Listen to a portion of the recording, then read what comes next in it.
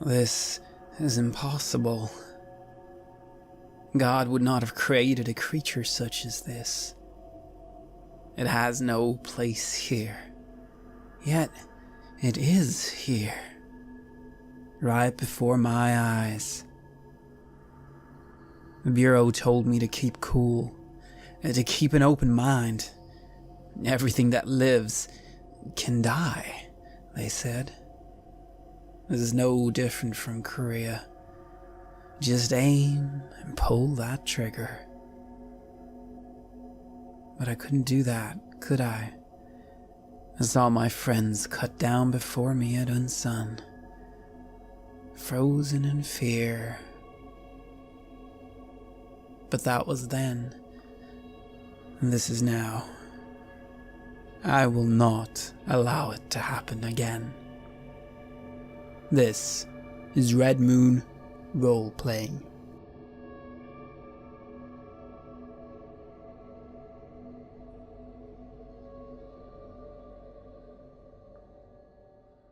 As the aquatic Chip Johnson rises from his bed, we enter another session of They Came From Beneath the Sea, Terror at Makeout Point.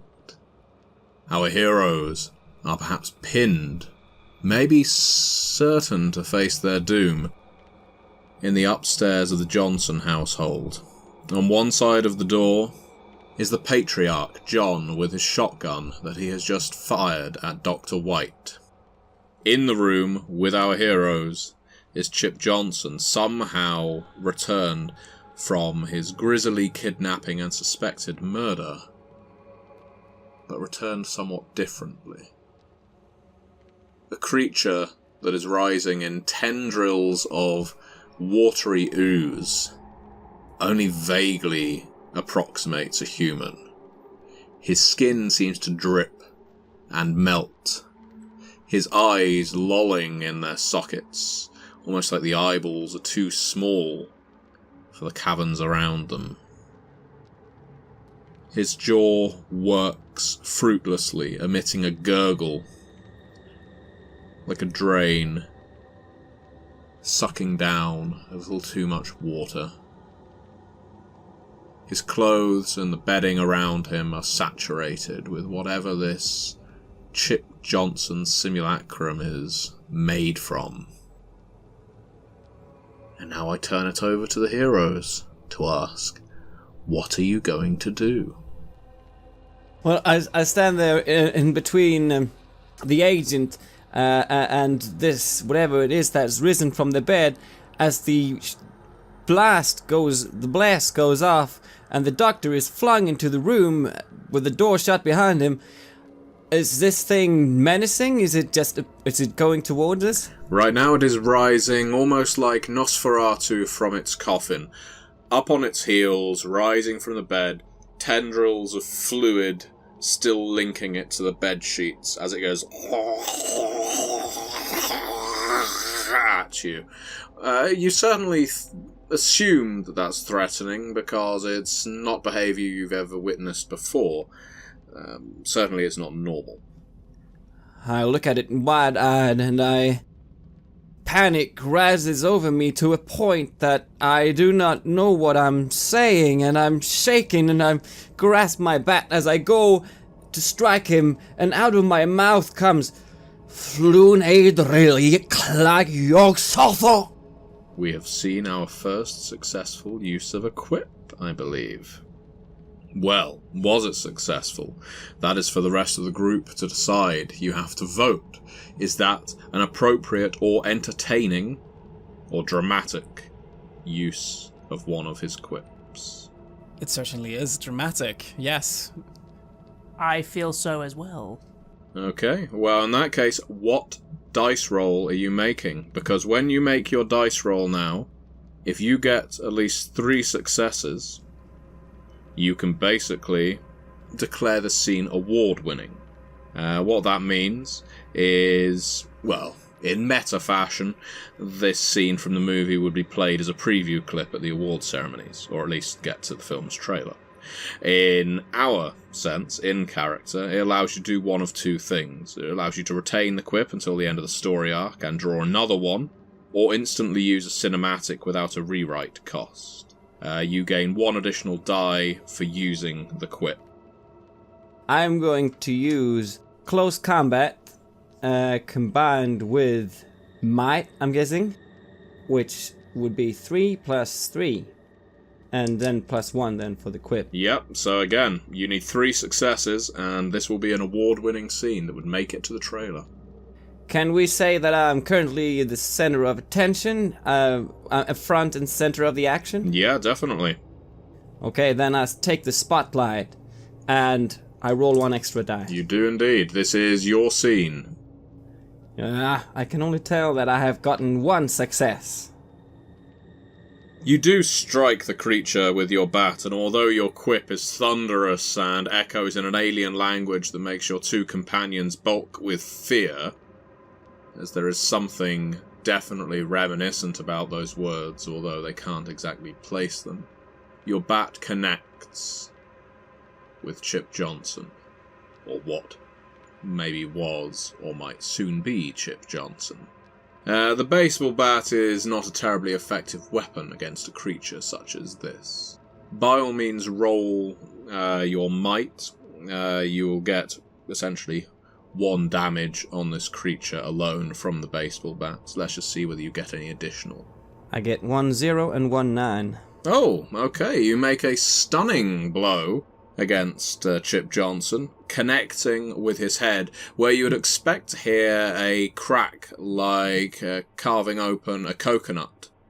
Instead, it's more of a soft, wet splat as you cave in part of Chip Johnson's face, but bone hasn't formed yet. You're just crushing cartilage and ligament.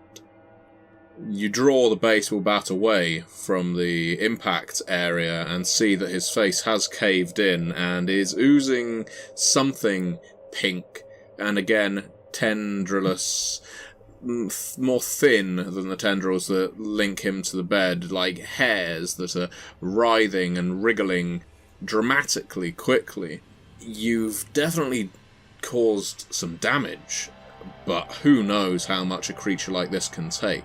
Certainly, if it didn't mean you harm before now, it's going to mean it at this point, as its 2 small eyes lock with yours.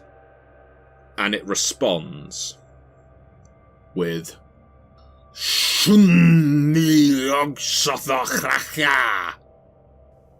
and launches itself at you. Now I'm going to allow one of your companions to do the heroic thing and dive in the way if they want, otherwise it will basically attempt to envelop you. Okay, so as Dr. White, neither Dr. White nor Agent Faulkner volunteered bravely to jump in the way, Chip Johnson barrels onto you bodily and knocks you to the ground. You are essentially being grappled by this watery beast that, for all intents and purposes, is trying to force itself into your orifices. I scream in terror as this thing sort of tries to envelop me, and I guess I am helpless in this situation. You can roll a close combat plus might again, see whether you can somehow, I wouldn't say knock it back, but kind of squeeze out from underneath it. I'm trying to wriggle loose. This is certainly something I've never done before. I've been in this kind of situation. It's not even close to a wrestling match, as this creature is something out of this world. But I never let something stop me. This is too early for me to end up dead or whatever happened to Chip Johnson. I'm gonna use my grit and determination trope to make sure I don't get stopped by this creature here and now. Excellent. Tell us how that works. It works, the grit and determination trope works in a way that anything that I do that is outside of my archetype skills set would get an extra bonus die. Excellent. Okay. So close combat plus might with a bonus die, please. I get 2 8s and 1 0. 4 successes. Chip Johnson only rolls 1 success in overpowering you, so at its most basic level, you can escape. But with your 3 successes, you can use them to purchase stunts on top. Are there any that you feel you want to use at this point, or do you just want to escape with aplomb and leave it scrabbling on the floor? Right, so with my 2 extra successes, I'm going to activate a stunt here, and I can do a flashy stunt, I believe, because I got 2 additional successes. That's right. So I'm gonna choose right in the sweet spot. So when I successfully attack a target, I can call out your allies to hit it in the same place, and you can even do +1 damage if I do a successful cunning roll at that for the remaining of the encounter. Okay, so I'm gonna call out, "Hey, I hit it in the head! Hit it in the head!" So if you could add an appropriate skill to your cunning, so persuasion or command would seem appropriate. Yeah. I don't have any particular dice in those, but can I also use my grit and determination for that? I think so. Yeah, because you're not actually using... If you're not actually using a skill, then it's not within your archetype. So I'll do that then. Hit it in the head, fellas! That's what I did! And I get an 8 and a 0. That's all you need. You now grant your allies the ability to do additional damage to the target for the remainder of the encounter. So at this point, the person who acted longest to go was Agent Faulkner. Faulkner, what's going on? I have been on my knees. I've been breathing heavily, been taken by seeing what I saw, and then it just continues, this nightmarish situation, this creature rising up. It's not Chip Johnson, and I reach for my gun, and I hear it hit it in the head, and I just aim for it. I raise my gun, and I just fire. Let's go for aim and dexterity. And I get 3 successes. 3 successes. I'm going to say that the creature has no opportunity to defend against this. This is all happening very quickly. BC has only just escaped its grasp. It's still on the ground. It's just turned its approximation of a head to look at the 3 of you. It has gurgled. You've got to your feet. You've heard BC shout out. Aim for its head. Your gun's already in your hands. You fire at Chip Johnson. And I fire, and I'm focused fully on hitting my target here. I flash back to the war and all that training, all those days in boot camp, just firing my rifle again and again and again. It just snaps back in, and I aim right for the vulnerable spots. And what happens?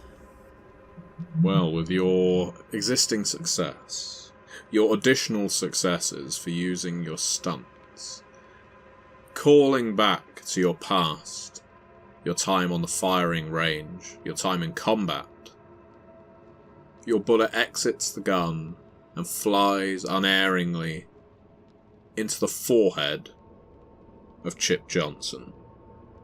The head explodes.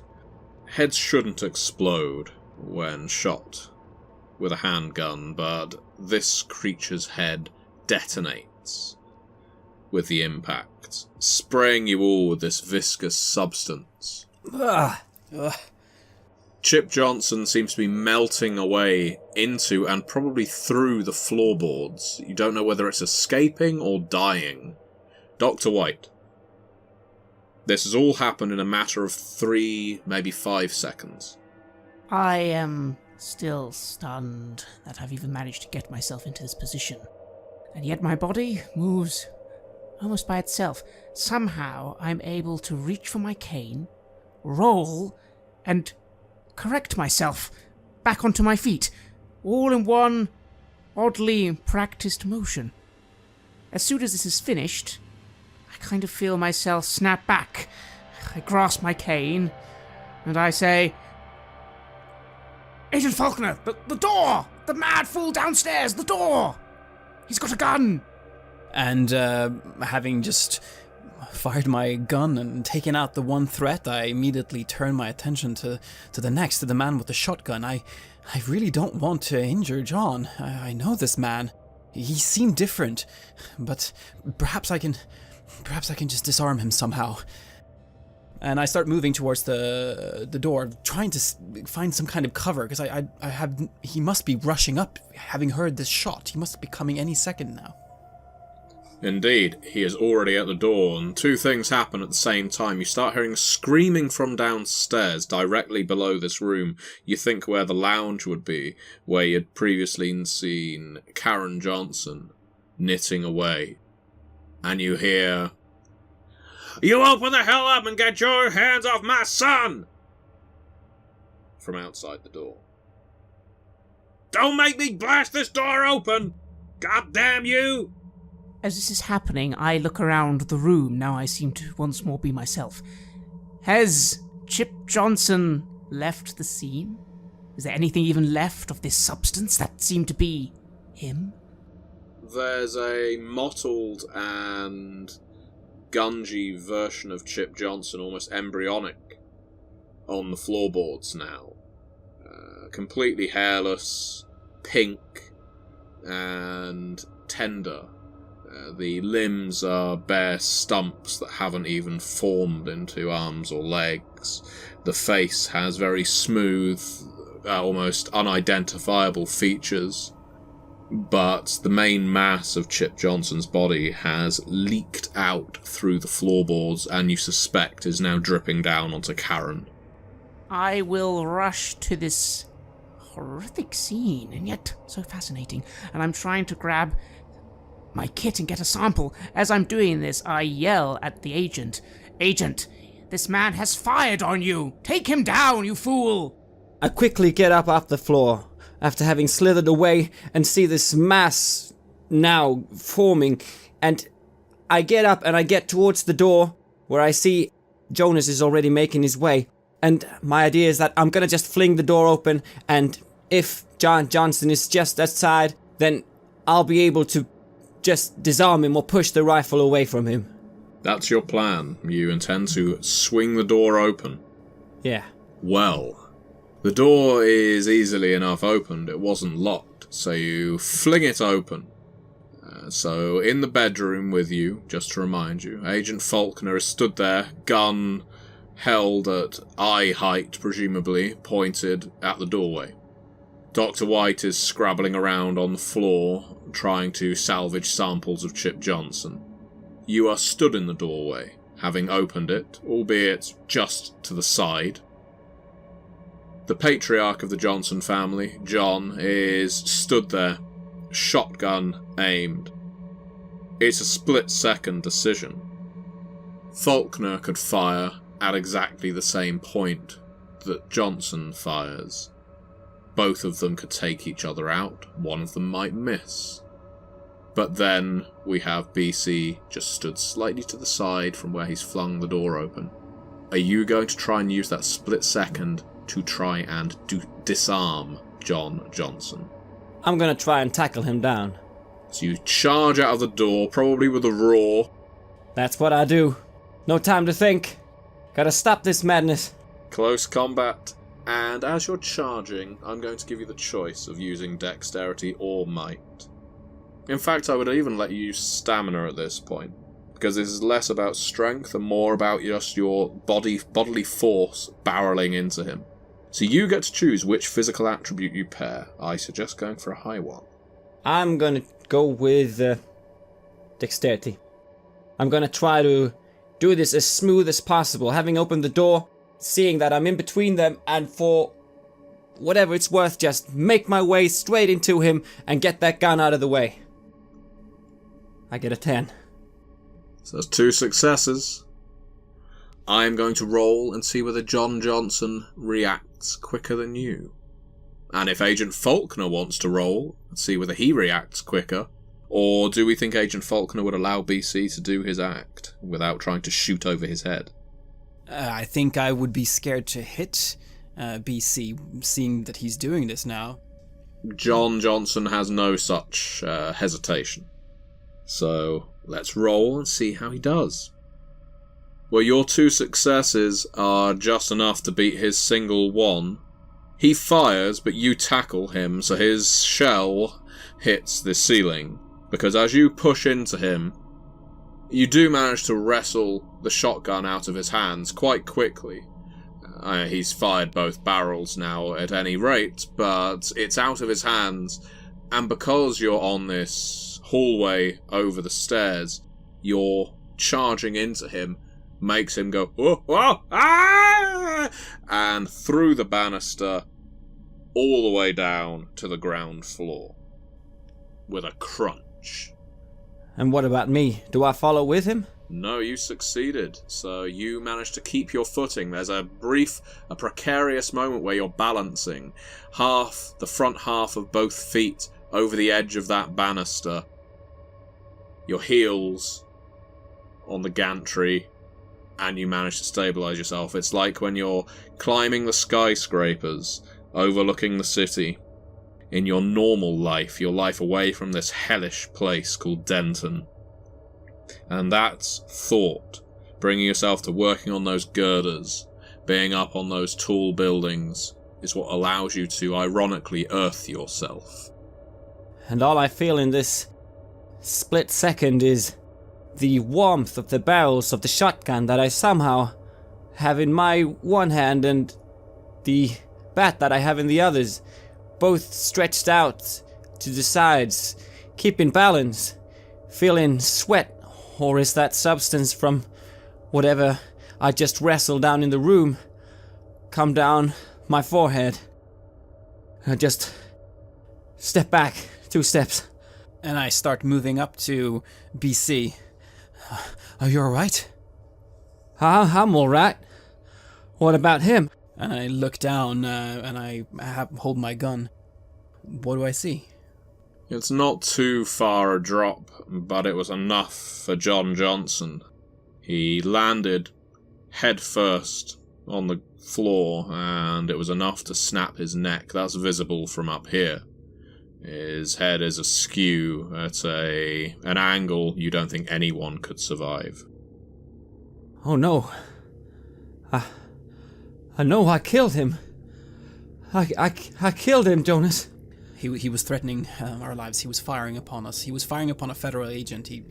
This is a serious crime that he's committed. I start to move down, see if there is perhaps something that I can do for him. I do not believe that he was acting under his own control. He seemed so different, or perhaps he was just trying to protect his son. Perhaps it's that simple. Well, I moved down the stairs at least.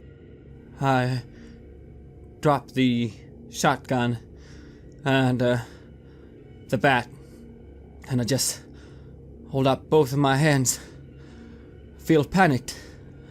I grasp my forehead. I feel the sweat, the moisture. Holy shit, I just killed John Johnson. And I stumble back against the wall. I continue to try my best to get something salvageable. What a mess, I think to myself. Such importance, almost destroyed by a bumbling fool with a gun. I do look up, though, to see that he's been taken out. I nod approvingly. I did see BC do this deed, and I say, "Good work, boy. Good work. You would have killed us all. Killed us all. Now, quick, help me. Help me gather this. Go downstairs. See what's happening downstairs. Go." Without having noticed it, I have sort of slumped down against the wall, but I try to get up and regain my strength, and I go down to join Jonas down by the flight of stairs. Agent Faulkner being the first down there, yes, John Johnson is indeed most certainly dead. The lounge leaves an interesting sight. Karen Johnson is not there anymore. There's certainly a few loose tendrils of this ooze still dangling from the ceiling, trying to make contact with something but not quite long enough, like a bungee cord. And the front door is flung open. And with the front door being flung open, I point my gun towards it. FBI! Old Jack stumbles in. I told you you shouldn't have come in here. I lower my gun. Jack, something terrible's happened.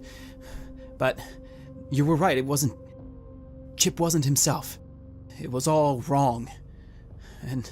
But John, see, I don't think he's gonna make it. He can see from the front doorway, the foot of the stairs. Can see his son. Oh my. This is too much. First Chip, now John. And Karen gone. She ran out. I'm sorry. I come stumbling down now. I'm sorry, Jack. I didn't mean to. He was aiming his gun at us, and I didn't mean... Did you do this, you little... Old Jack raises his fist and then slumps. He doesn't have it in him. I'm so sorry, Jack. And I go over to him and I try to put a hand on him. Don't. Just don't. I knew this would happen. As soon as they started exploring the caves, I told them not to, but they would do what they was gonna do. Have you ever seen something like this? Has this happened before? His eyes bolt open, and he stares at you. Once. What? And the damage was more than you could believe possible, and John was always transfixed with that stuff. He was a good boy, a good son, but he wasn't right. He wasn't right.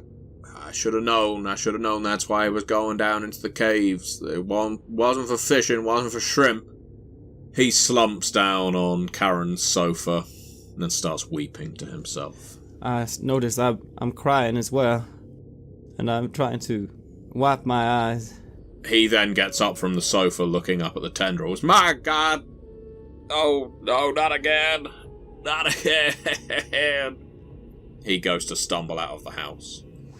I look around for a telephone in the house. Does this house have a telephone? No, it's not connected. But the sounds of gunfire are likely to have summoned the sheriff. Someone's going to have made a call, you suspect. Alright. Well, then I shall move up to Dr. White. I am continuing to focus on this thing on the floor. It's strange, really. I should be more shaken up by everything that just occurred, but that strange otherworldliness removed me almost. It's almost as if I wasn't really here just for a few minutes. Still, that's a very foolish thing to be thinking. I need to focus on this, what I can salvage. I'm not even sure how much time we have. You scoop up some of the viscous element. It's different to the chemical you picked up in the caves. You obviously haven't had the chance to examine it under a microscope, but just its fluidity tells you that there's something slightly different about this stuff. It's like it's come into contact with something else that's made it more runny. You managed to secrete it into a couple of vials. Are you doing anything with the stump of the body of Chip Johnson? I look at it for a moment. This thing. I will ask you a question, and this will speak to the lack of moral fibre for your character. Saying you have a scalpel, let's say, with your kit, would you be prepared to take a sample from the fleshy lump in the middle of the floor? I certainly would. As far as I'm concerned, this wasn't Chip Johnson. This was something else entirely, wasn't it? We need to find out what. I will move towards the mass and begin to take a sample with my scalpel. I will then, as I see Agent Faulkner enter the room very calmly, although quickly, remark, "Agent, water. Get me a glass of water with some salt. Quickly! This could be very important. I nod and I make my way downstairs to get just that. Yeah, the kitchen is stocked with salt, so you are able to make this simple concoction. And I come back up and I hand it over to Dr. White. Dr. White, I think we need to find you a proper lab to, well, analyze this further, and I need to show this to my superiors. I can hardly believe that it really is what we thought it was. My boy, it's something beyond anything we could have imagined. Yes, we need this.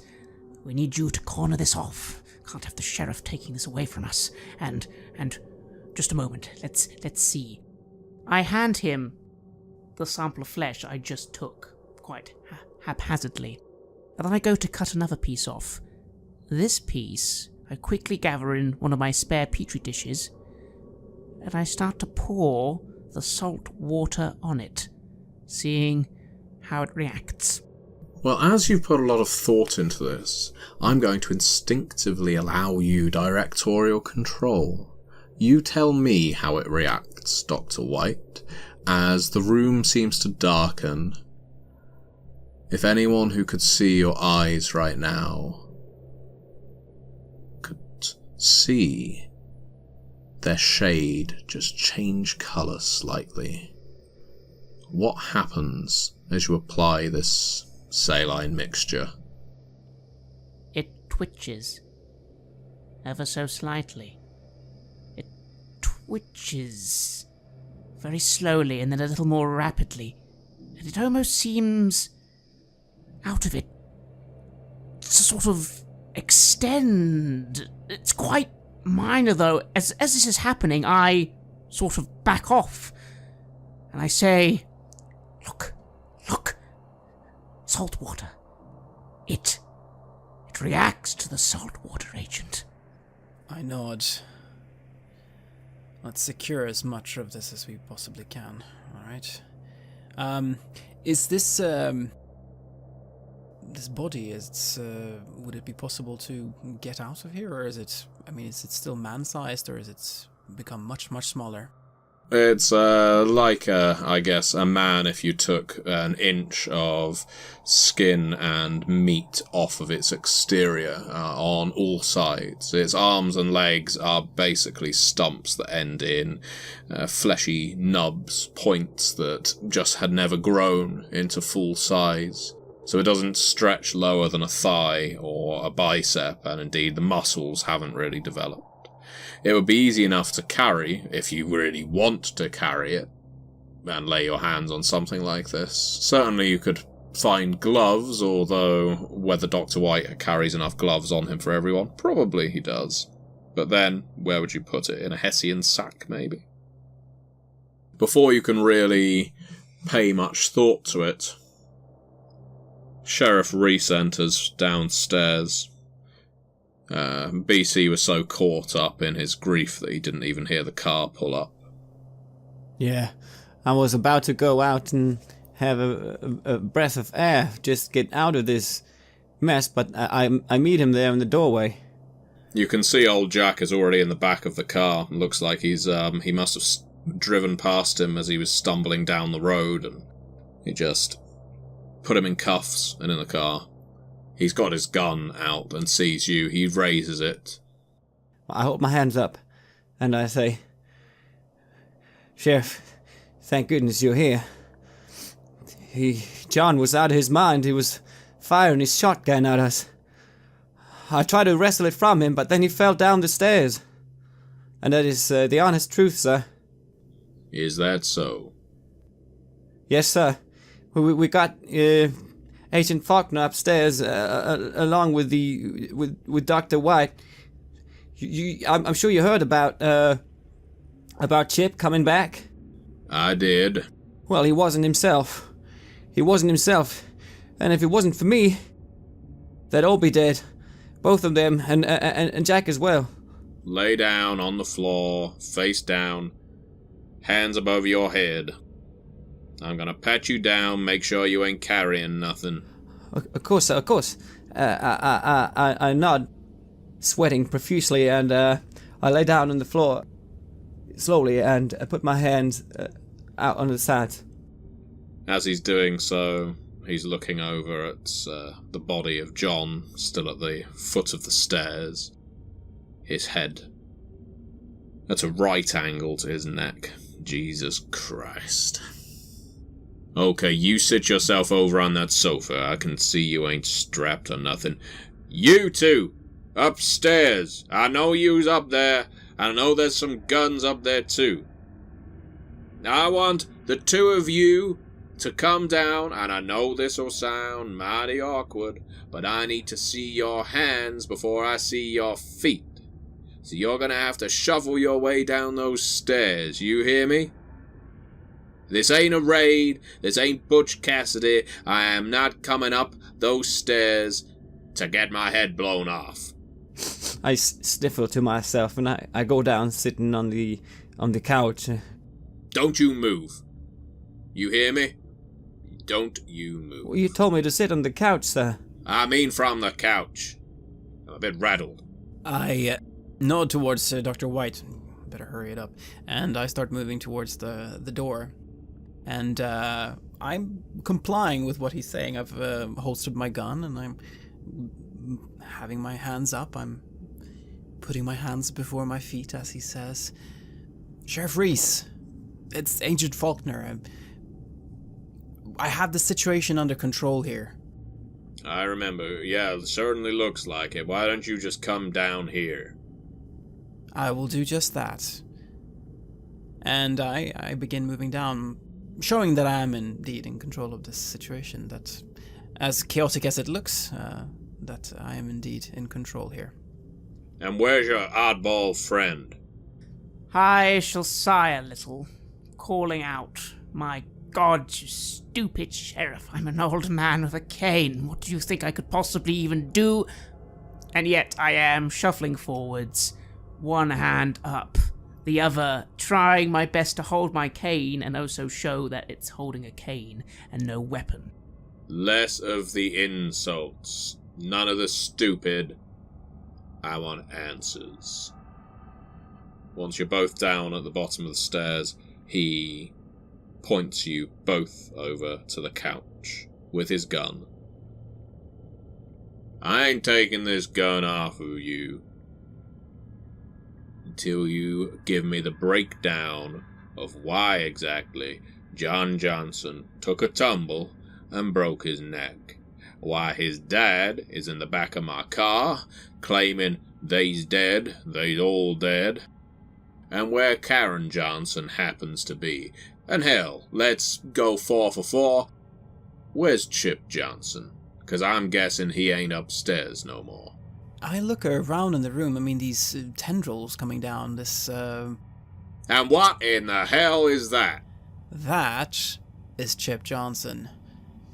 I think I need to show you something upstairs, Sheriff. Get yourselves off the couch right now. That might drip on you, and who knows what it is. We can walk first. We'll show you what's upstairs, because if we told you, you would not believe a word that we say. You go on up first. I'll be right behind you. I sort of caught my breath now, and I just feel very tired, but I feel like, hell, I saved them there. I did some good. That was thanks to me, and I get up as Jonas gets up, and I start to follow along as well. Well, I feel foolish now making you go up and down the stairs, but let's get to the bottom of this. He gets to the top of the stairs with you. He looks in the room. Very well. You've got my attention. Have you seen anything like this before? No, I have not. Apparently Jack has, or so he says. Something from the caves. Something that must have seized control of whatever that is, and I point at the remains of Chip Johnson. Made its way back here, and I don't know, it when we came here, it rose up from the bed, and it started to attack us. Sheriff, you mentioned in our conversation yesterday that the people here are hiding something. Well, they are. They were. And this is one of those things.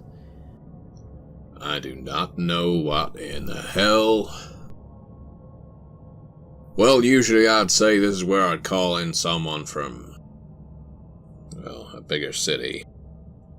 A city in general. Because this ain't something that I can leave to the locals to handle. No, sir. And I guess that's where you three come in. Indeed. Well, as we have discussed before, the FBI is on the case, and we will take care of this. Was this part of the plan, Mr. FBI? I did not want it to go like this. I do not believe that Jack was in full control of himself. I think whatever that thing was, it affected him somehow. It looked like Chip Johnson, but it wasn't. It wasn't his son. Well, he tried to blame it on us, sir. What had happened here with Chit, and well, you could see that this couldn't possibly be some kind of normal person's doing, but he thought it was us, and so he was threatening to attack us, sir. In fact, he was standing outside the door, just about to squeeze the trigger. All I could do was wrestle the gun from him, but... Yeah, all right, kid. I understand. People don't usually fall off stairwells like this. Well, unless they're pushed. But even an idiot could see that there's been a fight up here. And it looks to me like Chip Johnson's been melted in acid. And as I can't smell no acid, my eyes ain't watering. And there ain't no barrels around here to dump his body in. I can tell there's something pretty strange going on. Don't you worry. I can believe mostly what you were going to tell me, and it matches up to some of what that Susie Wilkins has been babbling about. Now, what I gotta be worried about is if this Karen Johnson was in on all of this as well, where in hell she is, and whether I need to be getting back to my station. Because I've still got an injured girl there who's seen some of this stuff. I think that would be a very wise thing to do, Sheriff. We will, handle the situation here. I'm going to do something against my better judgment. You understand? He opens up a little, I guess, wallet on his belt. These are only cardboard, but they'll have to do. And I'm doing this because I know I can find you. If I need to find you, I will. But frankly, this is too big for me to handle alone, and I don't trust any of the deputies or anyone who lives here on a regular basis. So, congratulations, deputies. You've been newly deputized for the purposes of handling this community. I take the little piece of cardboard like it was a trophy. I look at it wide-eyed. Well, thanks, Sheriff. We sure will do our best to help out and get to the bottom of this. I'm sorry I ain't in the shape of a star. Oh, this'll do just fine, sir. I, on the other hand, look at it with a little bit of disdain. Completely useless to me. Yet I will put it in my pocket. At this point, I will clear my throat. Very tired now, so very tired. My limbs aching from the exertion. I say, if I can make a suggestion, Sheriff. Please feel free. This needs to be covered up. It would be good if it could be taken somewhere secure, but if you do not trust your deputies, maybe it will have to stay here for now. I would corner off the house for now, make up whatever story you wish. The people of the town do not need to know the truth of what's happened here. I'm sure you can come up with something. I got at least one good deputy who I'd trust. I'm gonna sit him on this house, so no one gets in or out without my knowing. You three, you better get to the bottom of what's going on here. I need to be looking after Susie Wilkins. If needs must, I'll be bringing her here. Or I'll be somehow bagging that body and taking it to the station. But either way, I do not like all of my assets being spread out. That is a recipe for trouble. I I paused for a moment. What do I think happened to Karen? Could she just have left the house, or was there any trace of her downstairs? Old Jack was babbling in my car that she just ran on by screaming. Well, yeah, that'd be natural. Could be that she was just terrified of that ooze dripping down on her forehead. Well, who wouldn't? But it could be something worse if it's still on her. Hell, is it all over you? He's looking at you up and down now, and you do have fragments of Chip Johnson spattered all over you. Well, I guess this is part of whatever that was. He's trying to wrestle me down, sir. Are you saying I should get rid of this, I guess? Usually I'd say you get the hell to a safe place, get in the shower, scrub yourself with some iron wool. But right now I don't think you got time for that, so I suggest avail yourself of the Johnson facilities, use their shower one at a time, get yourself clean, because if this is some kind of bioweapon, you do not want it on your skin. Sir, yes, sir. Good idea, sir. And I nod and I ran off to the bathroom to just get in there and shower, probably with all my clothes on. And I say on the way out, Jonas, could you look through Chip's clothes, see if there's something for me I could take? Sure thing, BC. Sure thing. And I look to the sheriff and say, good thinking. We'll stay in touch. Don't worry, the FBI will put our resources on this, I say, and smile. After you've all washed up, you're leaving the house in the stewardship of Deputy Polo. He's a young man, but seems to be responsible. Often seen as a bit of a bore around town, but for that reason, he's unlikely to do anything stupid. While Reese returns with old Jack to the station, leaving the three of you to do whatever you feel. Track down Karen Johnson, return to the caves, take these samples to a lab, the lab in the doctor's hotel room, unless you have a better option, Agent Faulkner. Indeed, that is exactly what I was thinking about doing. I do have the trope of secret bunker, and the idea I have is that it is some form of government lab in the area.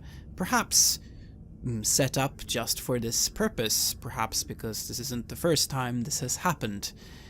And that place would have, well, more advanced equipment than one can bring in a traveling lab. Because to analyze this, one will need high-tech equipment.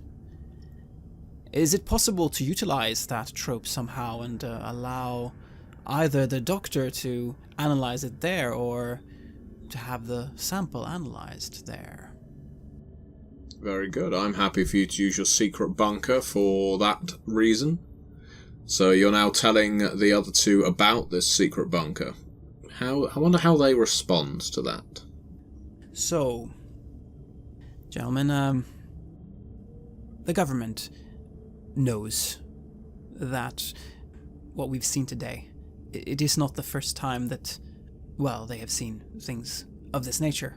As I'm sure you can understand, our government protects us, keeps us safe. They have many eyes out there, and they have kept us safe thus far and will keep us safe in the future. What we can do to help our country is to ensure that this sample is properly analyzed, and I believe the doctor can help us with this. He is an expert on this subject matter, and he has equipment, but I believe I can offer even better equipment, Doctor. What would you say about a government lab to analyze your samples? It would certainly be beneficial. Funnily enough, I already have connections with your government, obviously not in the same way as you, young man, but my team will be down soon, but they are not here yet, and to be honest, the things they were bringing were more for field study than in-depth lab analysis. So yes, good, lead the way to your little secret bunker, and we'll be able to make some progress now while I wait for my resources to arrive. Indeed. Well, BC, you want to follow us there, or do you have elsewhere to go? Perhaps Karen Johnson? Could you perhaps see if we can find her? Yeah, I was thinking, and I've sort of cleaned up now. I look a bit sharper, and I put on a somber posture, almost as if I'm getting into the deputy role here. Yeah, I was thinking, Jonas, that perhaps I could go down to visit the houses near the coastline, if see if they've seen something like this. I mean, or anything that has attacked the like of Susie. Well, similar attacks before. I was thinking that if there's more than this ooze to worry about, maybe we should know about that. Yes. Agreed. That sounds like a fine idea. We shall meet up again at the hotel. Sure. Do you want me to drop you off before I go there? That would be great. I'll show the way. Our final scene of this session will have Agent Faulkner and Dr. White arriving at the secret bunker just outside of town, the secret laboratory, just as Faulkner is switching on the lights and illuminating a lab that is far too large for something makeshift.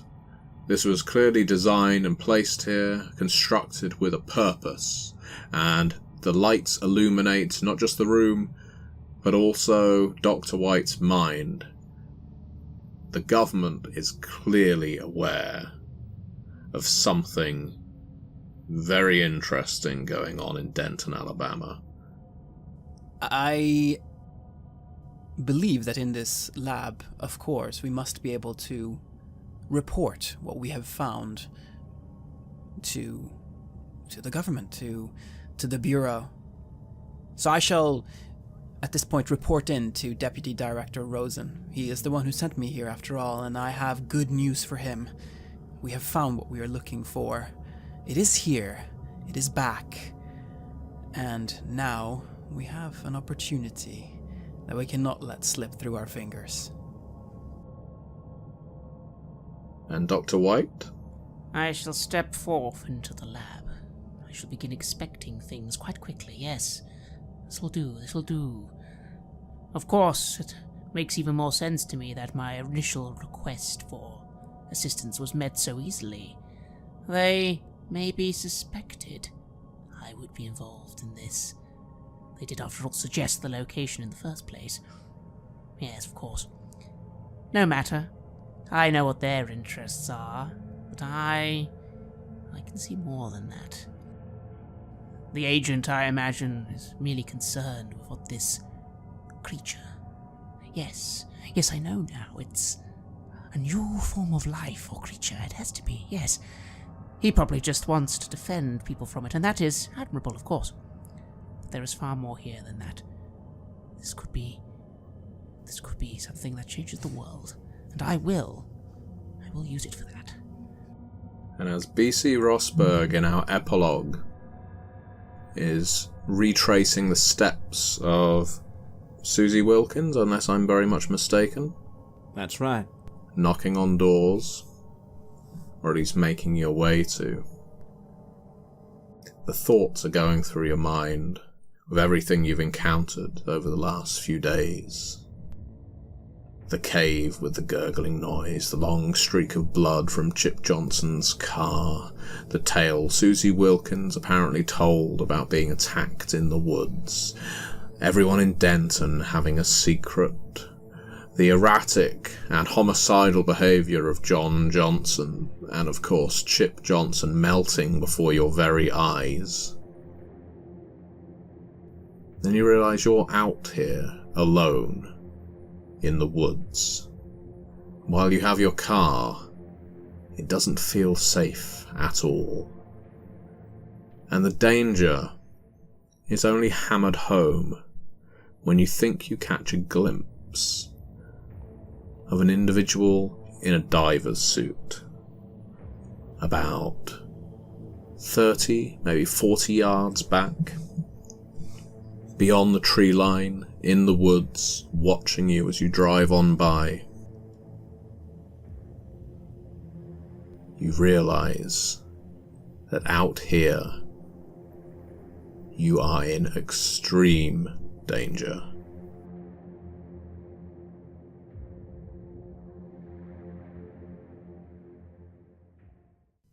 You have listened to an episode of Red Moon Roleplaying, where we played the campaign Terror at Makeout Point, for They Came From Beneath the Sea. Our Game Master was the Gentleman Gamer, Matthew Dawkins, who also created the game. They Came From Beneath the Sea is published by Onyx Path Publishing, and we would like to extend a big thank you to them and to Matthew for doing this actual play project with us. The music for this episode is taken from the Cryo Chamber collaborations Cthulhu, Yog-Sothoth, Azathoth, Shub-Niggurath, and Nyarlathotep, and is used with permission from Cryo Chamber.